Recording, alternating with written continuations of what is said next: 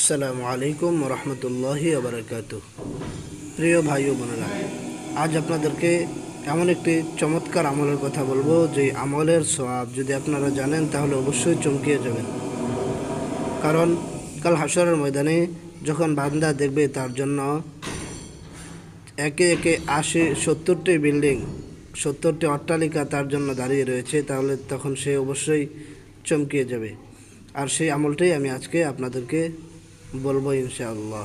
তার আগে বলি, নিয়মিত ইসলামিক ভিডিও পেতে অবশ্যই চ্যানেলটি সাবস্ক্রাইব করে রাখবেন।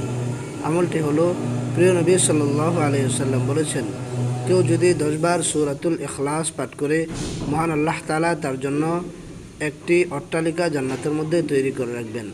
আপনি যদি এই রমজান মাসে শুধুমাত্র 10 বার এই দোয়াটি, এই সূরাতুল ইখলাস, এই সূরাটি পাঠ করেন, মহান আল্লাহ তাআলা আপনার জন্য রমজানের বদৌলতে 70টি অট্টালিকা তৈরি করে রাখবেন। সুবহানাল্লাহ।